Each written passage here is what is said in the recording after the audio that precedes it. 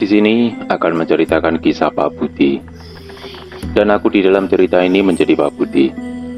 Kisah yang memilukan, tak akan pernah ia lupakan semasa hidupnya. Suatu hari di sebuah desa yang sangat sepi penduduknya, tinggallah sebuah keluarga yang harmoni. Keluarga tersebut terdiri dari Pak Kusno, ayahnya Budi, Bu Siti, ibunya Budi, dan anak semata wayangnya bernama Budi, yaitu aku. Budi yang berusia sekitar 10 tahun, kerap membantu ayahnya di ladang sebagai petani. Budi adalah anak yang mempunyai kelebihan melihat hal yang tak kasat mata. "Budi, ayo pulang, sudah mau maghrib," panggil Pak Kusno. Budi yang sedang asik bermain dengan teman yang tak kasat matanya harus menuruti permintaan ayahnya. "Sudah ya, aku disuruh pulang, besok main lagi ya," Budi berkata pada teman tak kasat matanya. Budi segera menyusul ayahnya yang sudah menunggunya. Pak Kusno memang selalu membiarkan anaknya bermain dengan makhluk halus, karena menurutnya, hal yang lumrah bila bermain dengan makhluk halus. Selagi mereka tidak mengganggu, untuk apa dilarang? Aku dan ayahku berjalan menuju rumah. Di tengah jalan, aku bertemu dengan anak seusiaku, dengan kaki seperti diseret. Kulihat ada sesuatu di kakinya. Ya, anak kecil berkepala botak, serta mulut yang penuh dengan air liur, sedang bergantung di kaki anak tersebut. Aku tak pernah melihat anak ini sebelumnya. Aku merasa ia pendatang baru di sini. Segera saja kuajak berkenalan. "Namaku Budi," ucapku sambil kuulurkan tanganku. Ia menyambut hangat tanganku. "Aku Jono." Kamu baru di sini ya?" tanyaku. "Iya, baru kemarin. Aku pindahan dari kota," jawabnya. Aku, "Oh, pantesan aku baru lihat kamu. Itu adikmu?" Aku melirik ke arah kakinya. Namun Jono malah diam dan pergi meninggalkanku. "Dia kenapa ya?" tanyaku pada ayah. "Sudah, ayo pulang," ucap ayahku. Aku dan ayah segera melanjutkan perjalanan menuju rumah. Selepas maghrib, aku dan anak desa lainnya segera menuju sebuah rumah di samping masjid yang biasa dipakai untuk mengaji. Saat sedang mengaji, ku menatap keluar. Kulihat ada Jono sedang berdiri di depan rumah mengaji. Kupikir ia mau mengaji juga. Segera aku menujunya yang berada di luar. "Jono, kamu mau mengaji?" tanyaku. Jono hanya menggeleng-geleng kepala, dan kemudian ia pergi. Tak lama, temanku yang bernama Bowo menghampiriku yang sedang berada di luar. "Itu siapa?" tanya Bowo. "Jono, anak baru di desa ini," jawabku. "Kok jalannya seperti itu?"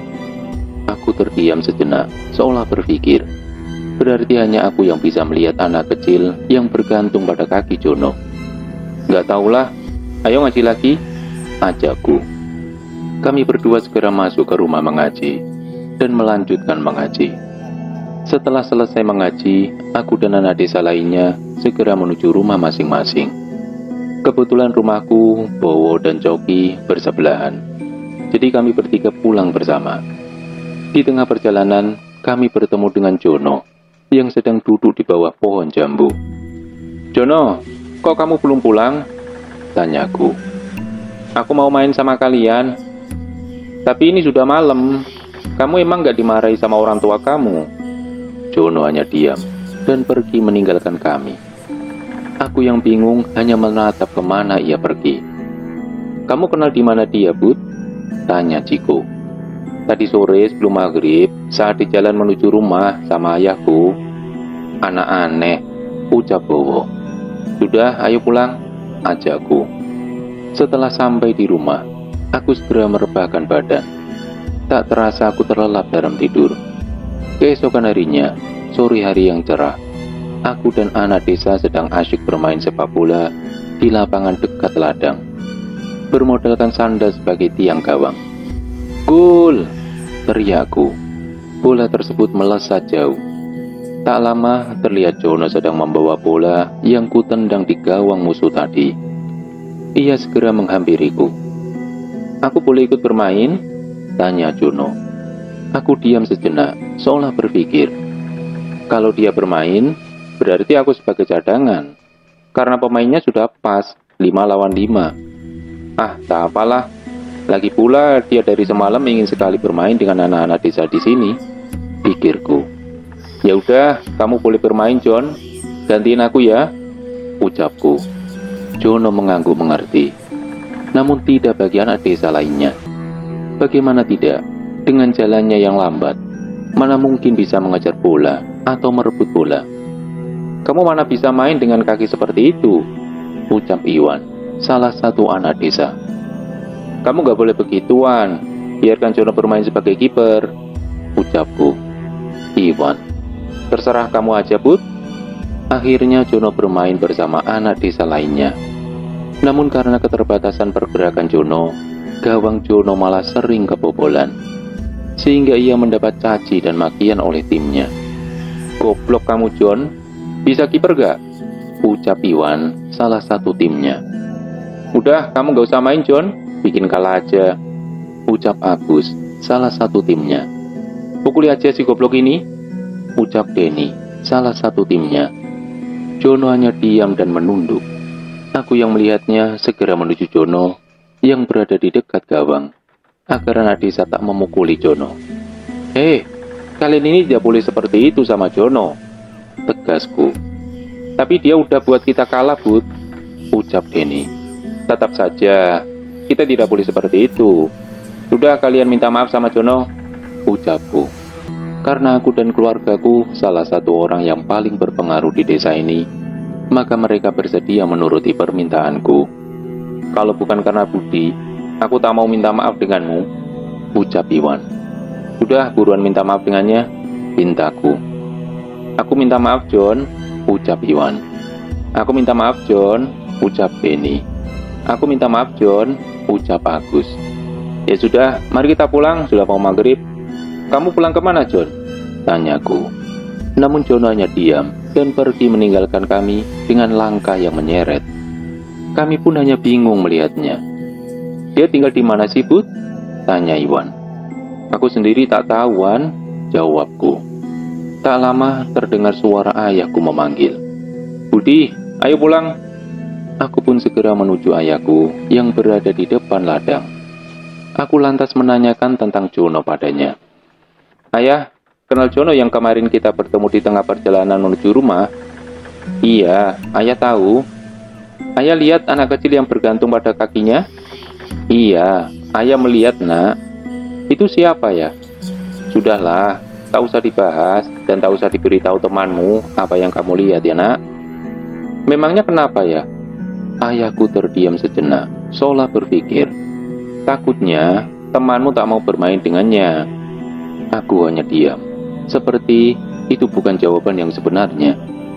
Sesampainya di rumah, aku segera mandi dan bersiap ke masjid. Setelah mandi, aku mendengar suara seperti memanggil namaku.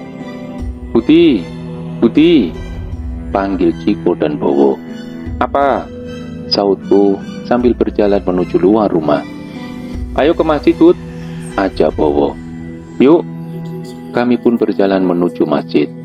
Di tengah perjalanan, kulihat ada segerombolan anak desa sedang menyoraki Jono yang tengah berjalan. Anak cacat, ucap salah satu anak desa. Aku yang melihat segera menghampiri Jono. Kalian, tidak diajarkan sopan santun memangnya sama orang tua kalian? Sana pergi, jangan ganggu Jono lagi, bentakku. Mereka pun terdiam, lalu pergi meninggalkan kami. Sudah, John, kamu tak usah dengerin perkataan mereka, ucapku. Jono pun tersenyum. Terima kasih, Bud, ucap Jono lirih. Kamu mau kemana, John? Aku mau pulang. Rumah kamu di mana emang? Di sana, jawabnya sambil menunjuk ke arah ujung desa. Oh, di sana. Kamu tinggal sama siapa, John? Jono hanya diam dan pergi meninggalkan kami. Aku, Coki, dan Bowo saling bertatap-tatapan secara bergantian. Anak itu misterius sekali, ucap Coki. Sebelum Ciko dan Bowo menatapku secara bersamaan. Kamu pasti tahu sesuatu, Bud, ucap Bowo dan Ciko secara bersamaan. Aku terdiam sejenak, seolah berpikir, karena ayahku berpesan, jangan memberitahu apa yang aku lihat pada Jono. Tak lama, adzan maghrib berkumandang. Sudah maghrib, ayo ke masjid, ajakku. Aku, Coki dan Bowo segera menuju masjid untuk melaksanakan sholat berjamaah. Selepas sholat, kami melanjutkan untuk mengaji di rumah mengaji samping masjid. Saat hendak memasuki rumah mengaji, tiba-tiba ada 3 warga yang berlari ke arahku. Raut wajah warga tersebut seperti orang yang tengah panik. "Nak Budi, ayahmu mana?" kata salah satu warga. "Ada di rumah. Kenapa emangnya, Pak?" Tanpa menjawab pertanyaanku, warga tersebut langsung berlari menuju rumahku. Wah, gak beres nih, batinku. Aku segera menuju rumah untuk tahu apa yang sebenarnya terjadi. Sesampainya di rumah, aku melihat ayahku sedang berbincang dengan warga tersebut. "Pak Kusno, tolong anak saya, Pak," kata salah satu warga. "Anak Bapak kenapa?" "Anak saya tidak bisa berjalan dan mengeluh sakit di kakinya." Dan tiba-tiba warga berdatangan ke rumahku sambil berkata, "Pak Kusno, tolongin anak saya, Pak. Pak, tolong anak saya, Pak. Pak Kusno, tolong, Pak. Bawa salah satu anak kalian ke sini," ucap ayahku. Mereka pun membawa salah satu anak mereka. Ayahku yang melihat anak yang dibawa warga tersebut hanya menggeleng-geleng kepala dan berkata, "Anak ini kena cenges." Warga terdiam. Tak lama aku melihat Jono sedang membawa boneka ilalang mirip sekali dengan manusia dan duduk di dekat pohon mangga. Ia merobek tangannya dengan menggunakan pisau yang ditaruh di kantong celananya. Darahnya mengucur deras membasahi boneka tersebut. Tak lama, tangannya yang robek merapat kembali, seolah habis dijahit luka tersebut. Ia menatap tajam anak yang dibawa oleh warga. Ia tusuk tepat di kaki boneka ilalang tersebut. Sontak membuat anak yang dibawa oleh warga berteriak kesakitan. "Ah!" Belum selesai. Saat Jono ingin menusuk kembali boneka tersebut, aku segera berteriak, "Jono, hentikan!" Membuat mata warga menyoroti Jono yang tengah duduk di bawah pohon mangga.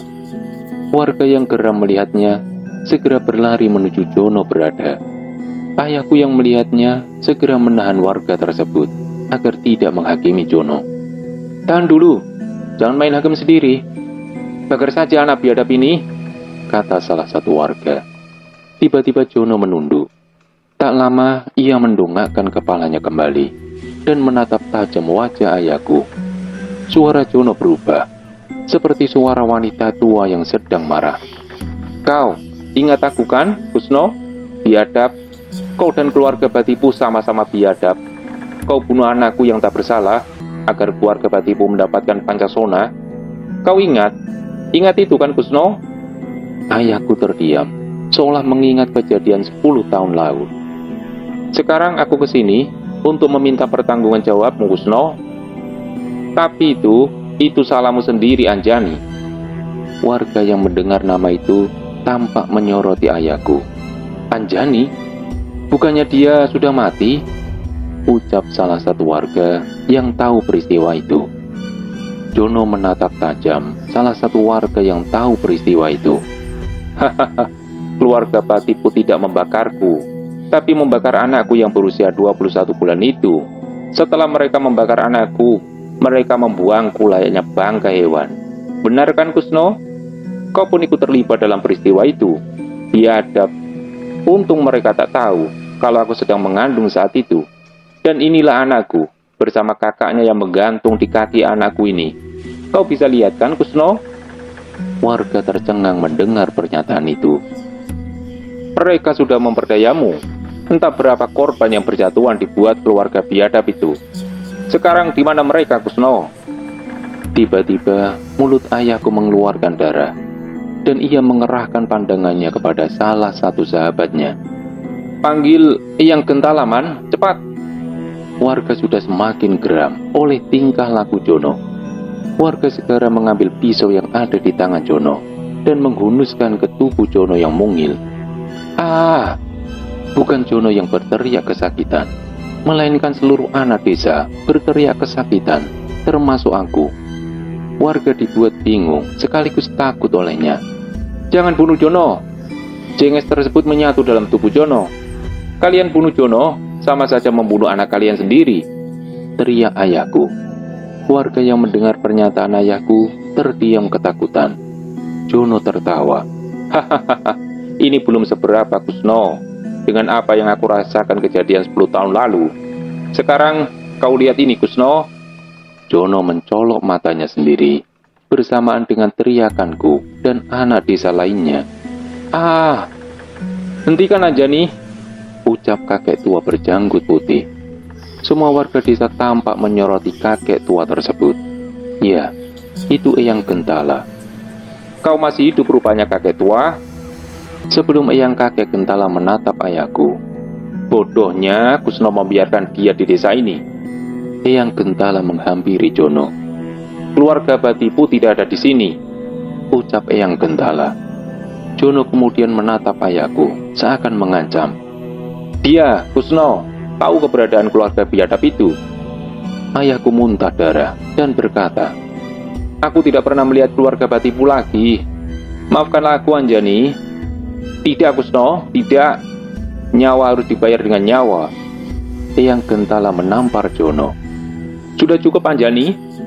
Jono tersungkur di tanah dan tak sadarkan diri. Eyang Gentala menatap serius ayahku.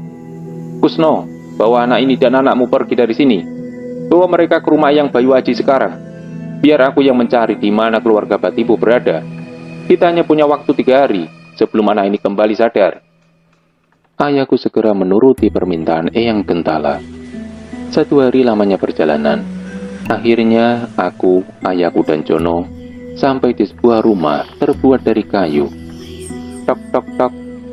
Tak lama keluar seorang kakek-kakek membungkuk, membawa tongkat di tangannya.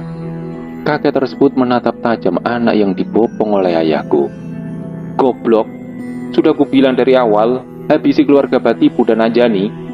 Keluarga mereka sudah memperdaya kamu, Kusno." Ayahku terdiam sejenak, seolah mengingat kesalahan-kesalahannya. "Aku tak tahu akan terjadi seperti ini. Sudahlah, sudah terlambat untuk menyesali. Kita tunggu saja kabar dari Gentala." Kemudian Eyang Bayu Aji masuk ke dalam rumahnya. Tak lama ia membawa bak berisi air dan kembang 7 rupa. "Taruh anak itu di sini," ucapnya. Ayahku segera menaruh Jono di dalam bak tersebut. Sehari berlalu. Saat duduk di bangku luar rumah Eyang Bayu Aji, tiba-tiba ayahku muntah darah dan mengeram layaknya orang kesurupan. Aku segera memanggil Eyang Bayu Aji. "Eyang!" Eyang segera menghampiriku yang berada di luar dan berkata, "Di mana Gentala Batipu?" Ayahku tertawa. "Haha, bodoh. Kau beri umpan kepada binatang buas yang sedang lapar. Biadab. Dari dulu aku sangat ingin membunuhmu dan keluargamu itu. Tapi si Kusno goblok ini selalu menghalangiku." Hahaha. Setelah itu, ayahku sadar kembali. Kulihat raut wajah Eyang Bayu Aji begitu cemas dan menatap ayahku. "Gentala mati." Ayahku menatap kembali Eyang Bayu Aji dengan penuh amarah. "Keluarga biadab. Biarkan saja keluarga Batipu menjadi Bathara Karang, dan sekarang tinggal urusan anak ini," ucap Eyang Bayu Aji sambil menatap Jono yang berada di bak. "Jenges, anak warga desamu sudah kulepas. Tinggal Jenges yang berada..." Belum sempat menuntaskan perkataannya, Eyang Bayu Aji menatapku dan ayahku secara bergantian. Kulihat ayahku menatapku cemas sekali. "Aku tahu," ucap ayahku. Tak terasa menetes air matanya. "Malam ini," ucap Eyang Bayu Aji. Ayahku menghampiriku dan memeluk eratku. "Jaga ibumu, nak." Lalu ayahku segera membopong Jono dan pergi meninggalkan rumah Eyang Bayu Aji. Aku yang hendak mengejarnya ditahan oleh Eyang Bayu Aji. Hanya teriak dan tangis yang bisa kulakukan saat itu. "Ayah!" Aku tahu ayahku tak akan pernah kembali lagi. Sambil menangis terseduh-seduh, "Eyang, Apa yang sebenarnya terjadi? Eyang memelukku erat sambil berkata, "Kamu mau tahu?"